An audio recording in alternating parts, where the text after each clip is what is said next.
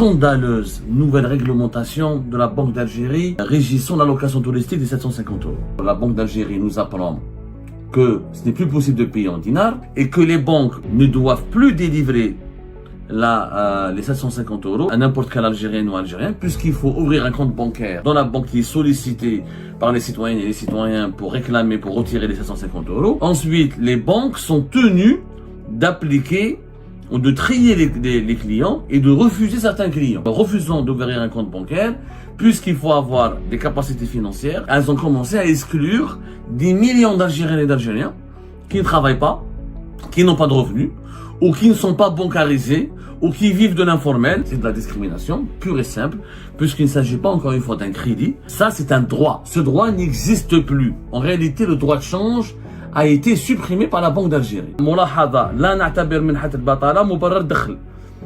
L'allocation chômage n'est pas un justificatif de revenus. Il y aura des millions d'Algériennes et d'Algériens qui ne vont pas pouvoir bénéficier et qui vont être exclus totalement de l'allocation touristique. Elle sera réservée à partir de maintenant qu'à une minorité d'Algériennes et d'Algériens, ou les fonctionnaires de l'État, ou les travailleurs du secteur privé qui sont bien payés, ou certains retraités qui ont des pensions de retraite au montant élevé. Scandaleuse nouvelle réglementation de la Banque d'Algérie régissant l'allocation touristique des 750 euros. Une réglementation scandaleuse. Il s'agit d'une nouvelle mesure. En fait, il s'agit de plusieurs nouvelles mesures. C'est pour ça que je parle d'une réglementation. C'est un ensemble de nouvelles mesures qui ont été imposées par deux directives de la Banque d'Algérie. La première, c'était le 15 décembre dernier, de cela 48 heures. Le lendemain, le 16 décembre, la Banque d'Algérie a imposé une autre directive. Le 15 décembre, la Banque d'Algérie elle impose aux banques algériennes de contrôler désormais d'abord l'allocation touristique, on peut plus la retirer, on peut plus la payer en espèces, c'est-à-dire les Algériens et les Algériens depuis le 17 juillet 2025, comme ils le faisaient depuis toujours, ils ramenaient des espèces pour payer la contre-valeur en dinars de droit de change de l'allocation touristique pour récupérer leur devise. Auparavant, je rappelle que depuis le 17 juillet, il y a un certain nombre il faut un passeport en cours de validité, un visa pour les pays qu'on doit voyager dans les pays où les Algériens et les Algériens sont soumis à un visa. Il faut un certain nombre comment on appelle ça, il faut un passeport en cours de validité. Si on voyage pour aller en Tunisie, c'est-à-dire les voyageurs terrestres, il faut une quittance fiscale. On appelle ça la quittance fiscale de voyage terrestre d'une durée de 7 jours. Ensuite, il faut un justificatif de paiement de la taxe carburant pour celles et ceux qui partent en Tunisie, par exemple. Il faut une fiche familiale justifiant le lien de parenté pour tout national, pour toute Algérienne et Algérien qui effectue les formalités de droit de change de l'allocation touristique au bénéfice de sa femme, de son conjoint ou de ses enfants. Donc, il y avait un certain nombre déjà, depuis le 17 juillet 2025, il y avait un dispositif qui était déjà strict. On paye en dinars, on fournit des papiers, on paye en dinars et on récupère les devises, les 750 euros, à la sortie du territoire national, au niveau d'une agence de la Banque d'Algérie, ou dans les ports et les aéroports, ou au niveau des postes frontaliers avec la Tunisie, par exemple. Là, tout a changé. Le 15 décembre, la Banque d'Algérie nous apprend que ce n'est plus possible de payer en dinars et que les banques ne doivent plus délivrer les 750 euros, l'allocation de 750 euros, à n'importe quel Algérien ou Algérien, puisqu'il faut ouvrir un compte bancaire dans la banque. Il faut ouvrir un compte bancaire dans la banque qui demande, dans la banque qui est sollicitée par les citoyennes et les citoyens pour réclamer, pour retirer les 750 euros. Ensuite, les banques sont tenues d'appliquer ou de trier les clients et de refuser certains clients. Et d'exclure certains clients en les empêchant, en leur refusant d'ouvrir un compte bancaire, puisqu'il faut avoir des capacités financières, il faut justifier de ces capacités financières, ensuite la banque doit étudier leur dossier, leur ouvrir un compte bancaire, par la suite ils versent l'équivalent de 750 euros par chèque ou par un virement bancaire ou par une carte CIB, par une carte bancaire, à condition qu'ils disposent d'un compte bancaire ou d'une carte de paiement ou d'un carnet de chèque délivré par cette même banque commerciale. C'est-à-dire, si tu veux retirer les 750 euros au niveau de la BNA, il faut avoir un compte bancaire au niveau de la BNA, il faut payer ou par carnet de chèque délivré par la BNA ou une carte bancaire donné ou délivré par la BNA. La même chose, si tu veux retirer les 750 euros au niveau de la BADR, au niveau de la BEA, au niveau de la Baraka Bank, ou au niveau de, comment on appelle ça, du CPA, au niveau de la Knep Bank, il faut d'abord avoir un compte bancaire domicilié au niveau de cette banque. Et il faut avoir les moyens de paiement délivrés par cette banque-là. Donc on peut plus payer en espèces, on doit avoir un compte bancaire. Et le pire, c'est que les banques sont tenues de vérifier, de procéder à un certain nombre de vérifications, et elles ont aujourd'hui pas le droit, mais l'obligation de refuser d'ouvrir un compte bancaire et donc de donner l'allocation touristique à certaines citoyennes et citoyens. Et les banques algériennes, à partir de ce 17 décembre 2025, elles ont commencé à appliquer cette réglementation. Donc, elles ont commencé à exclure des millions d'Algériens et d'Algériens qui ne travaillent pas, qui n'ont pas de revenus, ou qui ne sont pas bancarisés, ou qui vivent de l'informel, et donc ils ne pourront pas profiter, ils ne pourront pas avoir un compte bancaire facilement, ils ne pourront pas avoir droit à un compte bancaire, et ne pourront donc par la suite pas avoir droit aux 750 euros, à la fameuse allocation touristique des 750 euros. Je vais vous montrer tout à l'heure un document d'une banque publique qui s'appelle Knep Bank, qui a commencé à le faire. Vous allez être étonnés, parce qu'on demande des papiers, des documents vraiment spécifiques, donc que personne ne... Moi, personnellement, j'ai vécu toute ma vie en Algérie, jamais se mettre bien dans les documents. On a parlé dans l'émission d'hier que les articles de la Constitution algérienne, notamment l'article 34 et les articles 37, qui garantissent l'égalité entre toutes les citoyennes et les citoyens, devant la loi, sans aucune discrimination, ces articles-là ont été bafoués, puisqu'on est on va discriminer les Algériens et les Algériens concernant l'octroi ou la délivrance de cette allocation touristique en fonction de leurs revenus. C'est de la discrimination. Donc celui qui a de l'argent, qui est riche, qui a un bon salaire, qui a un contrat de travail, qui a une bonne situation, pourra profiter des 750 euros. Celui qui est chômeur, celui qui est retraité mais il a une retraite faible, ou celui qui ne travaille pas, ou celui qui est payé uniquement en espèces parce qu'il travaille dans l'informel, etc., n'aura pas le droit à cette allocation touristique. C'est de la discrimination pure et simple, puisqu'il ne s'agit pas encore une fois d'un crédit, ni d'un prêt de l'État. Il s'agit d'un droit. Chaque Algérien a le droit d'avoir un certain nombre, une somme en devise, pour pour couvrir ses besoins de voyage à l'étranger. Ça, c'est un droit. Ce droit n'existe plus. En réalité, le droit de change a été supprimé par la Banque d'Algérie. Celle-ci, d'ailleurs, elle a fait une autre directive le 16 décembre, au lendemain de la directive du 15 décembre, dont nous allons parler tout à l'heure, puisque les banques, ça c'est incroyable, depuis le 15 décembre, elles doivent informer, je cite, les bénéficiaires ayant séjourné à l'étranger pour une durée effective inférieure à 7 jours, de l'obligation de restituer le montant du droit de change perçu sous peine de perdre le bénéfice de ce droit pour une durée de 5 années, sans préjudice de poursuites judiciaires. En fait, les banques doivent dire aux Algériennes et aux Algériens qui ont pris les 750 euros, qui ont bénéficié des 750 euros, et qui ont voyagé à l'étranger, mais pour une durée de moins de 7 jours, parce que pour obtenir les 750 euros, pour bénéficier d'allocation touristique, il faut voyager pendant plus de 7 jours.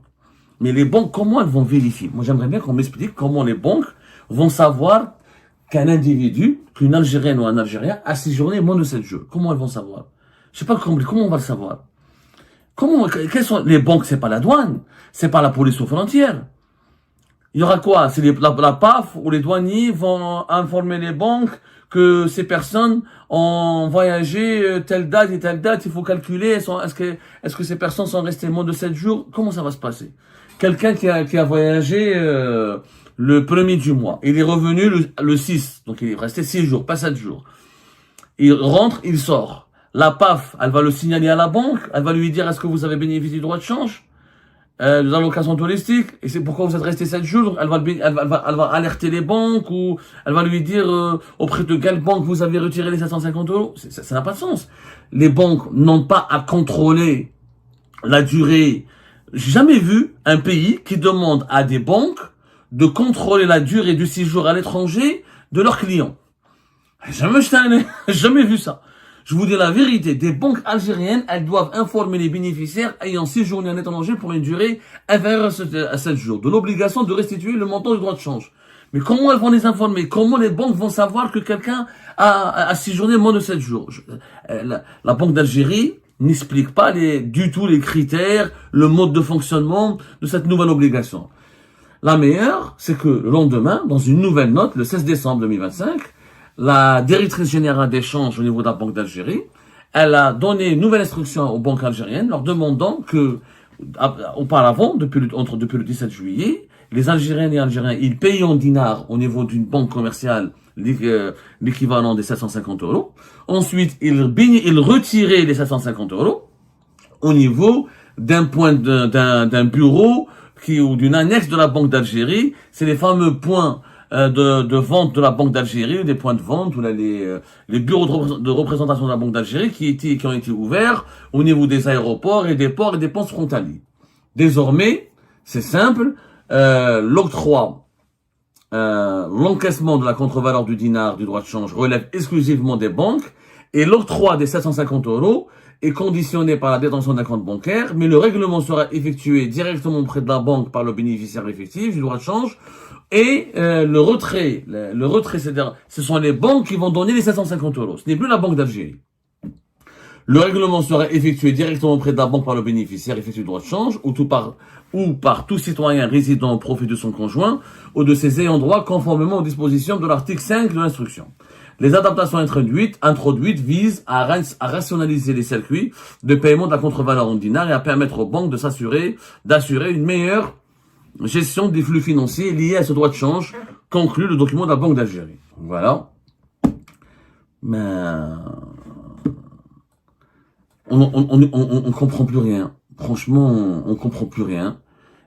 En fait, ils sont dépassés par un problème structurel que les autorités algériennes n'arrivent pas à résoudre ni à gérer. Il n'y a plus assez de devises dans les caisses de l'État. Et l'instauration de cette allocation touristique a été une erreur. Les autorités algériennes le regrettent. Tebboune a voulu faire du populisme.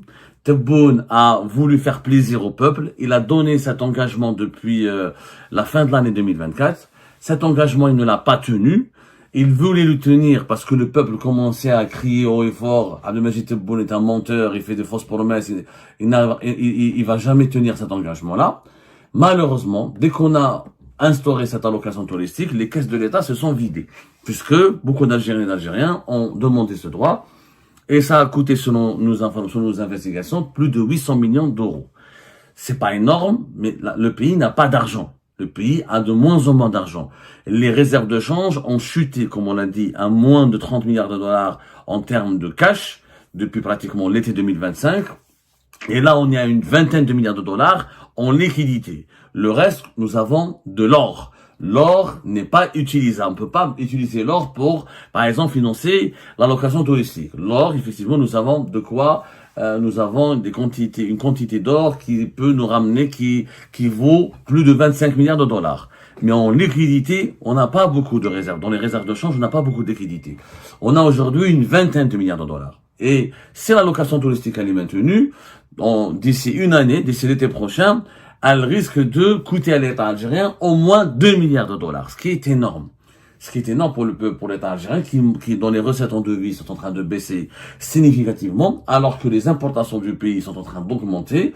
L'État algérien n'a plus suffisamment de devises pour financer les importations des matières premières agricoles, les importations d'armes, les importations des équipements industriels ou les importations des services nécessaires au fonctionnement de l'État.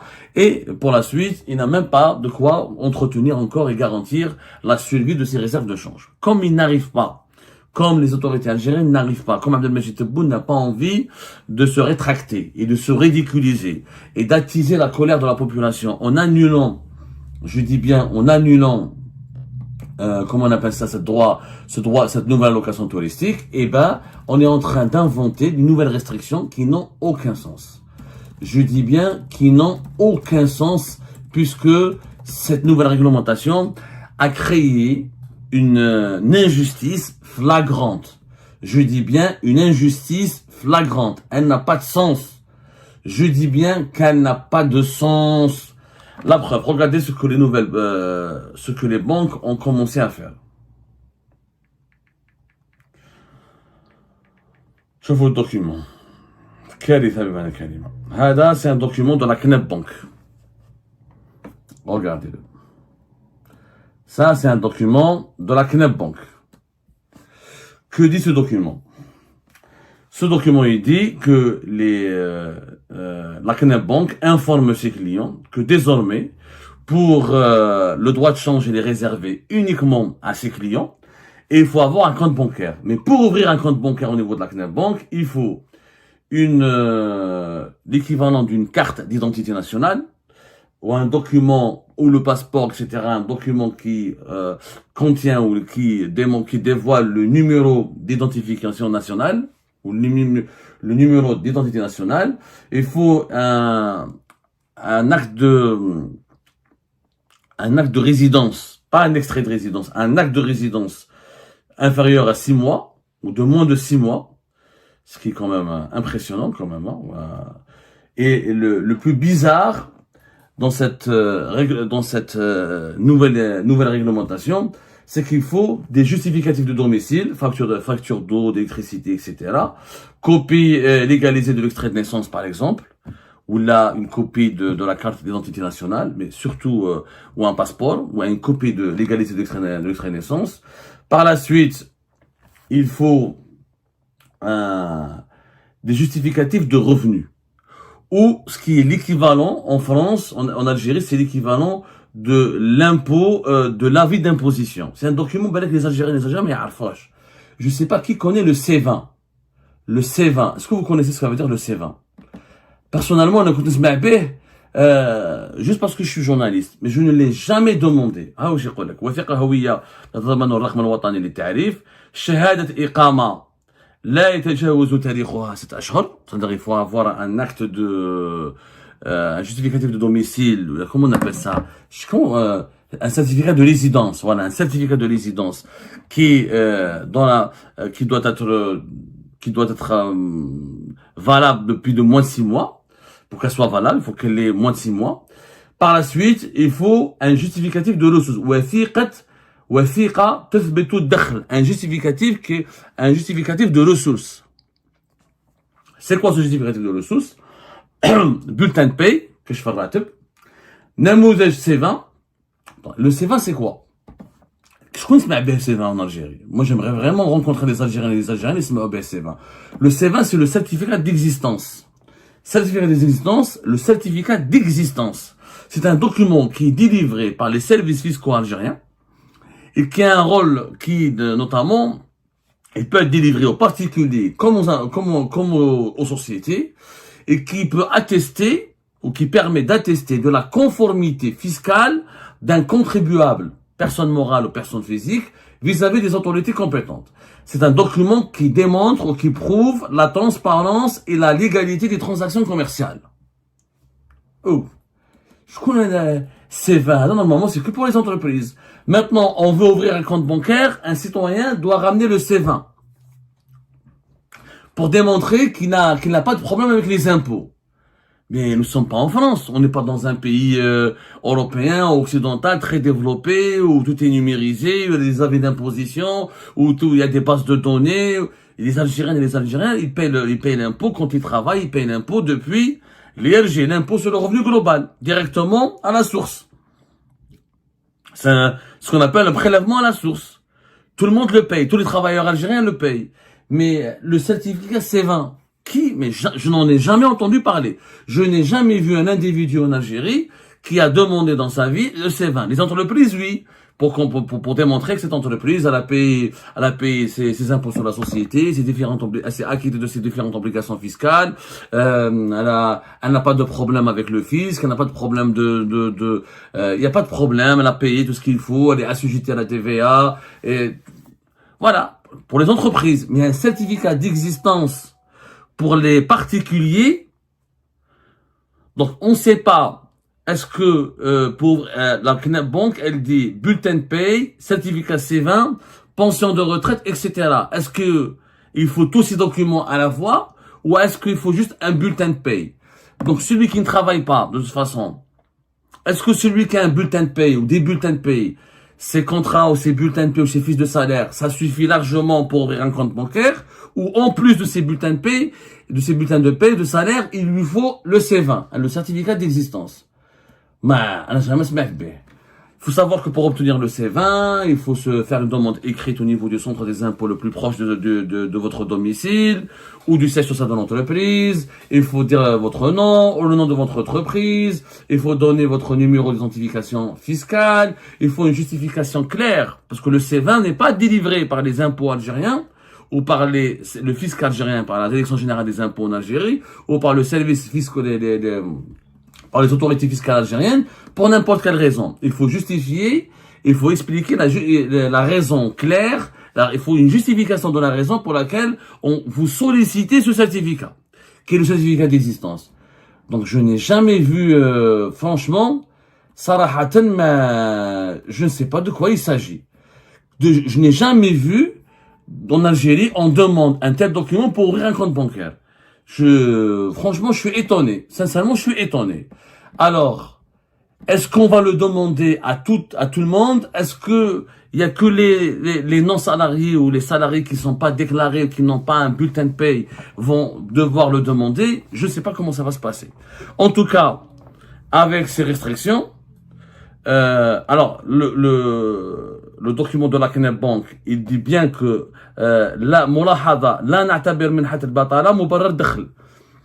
l'allocation chômage n'est pas un justificatif de revenus,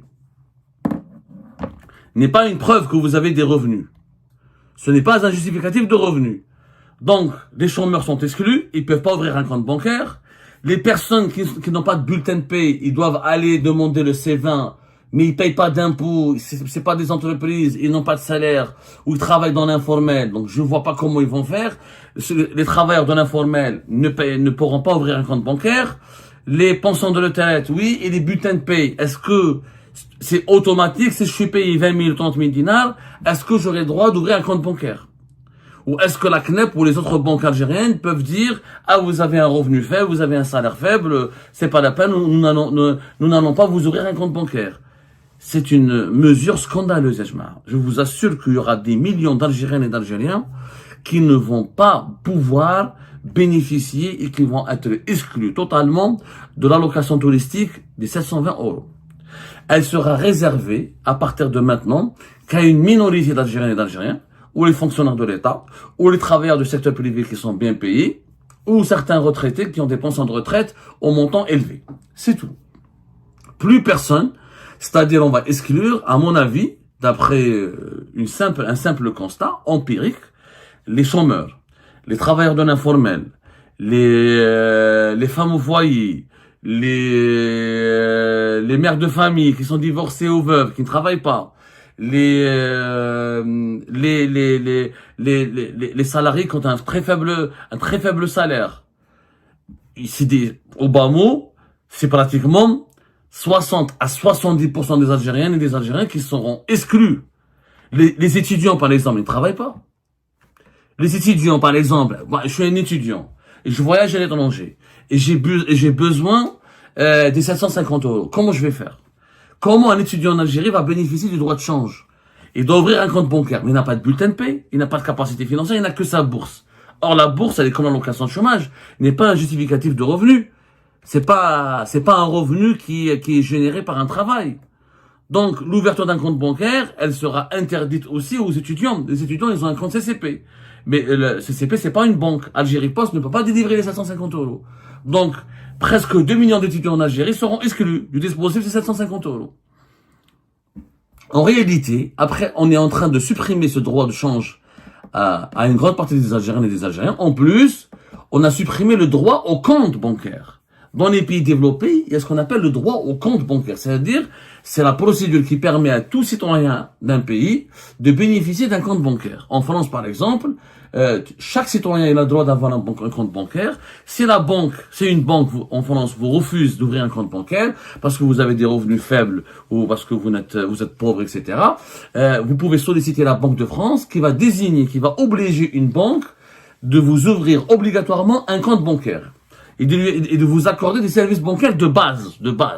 C'est-à-dire au moins un compte courant, ou là une carte, pas avec un découvert, ou là, on appelle ça une carte électron, vous pouvez faire des retraits à des niveaux très faibles par exemple. Mais tout le monde a le droit à un compte bancaire. En Algérie, nous avons 44% de la population qui est uniquement bancarisée et 66% qui n'est pas bancarisée. C'est-à-dire qu'elle n'a pas un compte bancaire. Donc l'Algérie, au contraire, de faciliter l'ouverture des comptes bancaires, au lieu d'enlever ou de supprimer et d'abroger toutes les réglementations, toutes les mesures et lever tous les obstacles qui empêchent les Algériens et les Algériens d'avoir un compte bancaire. Parce que normalement, dans un pays comme l'Algérie, si les dirigeants étaient intelligents, sensés, honnêtes et patriotes, ils feraient le contraire de ce qu'ils sont en train de faire. C'est supprimer les obstacles, bancariser au moins 80-90% de la population pour qu'ils puissent avoir un compte bancaire, utiliser des services bancaires et sortir de l'informel.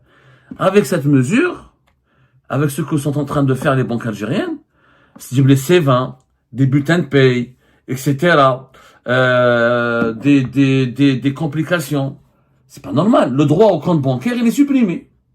Classe. Nous n'avons plus le droit d'avoir des comptes bancaires en Algérie. Et ben voilà les amis, c'est la fin de cette vidéo. Je vous remercie comme d'habitude pour avoir suivi jusqu'à la fin. N'oubliez pas de nous laisser vos commentaires et vos réactions sur cette vidéo et de vous abonner à la chaîne si vous n'êtes pas encore abonné. Donc voilà, ça fait vraiment plaisir de voir vos commentaires et vos réactions et vos discussions sur la section des commentaires. C'est très intéressant et je vous prie toujours de garder le respect et un petit peu la bonne ambiance pour tout le monde. Donc voilà, merci beaucoup et à la prochaine dans une nouvelle vidéo. Au revoir.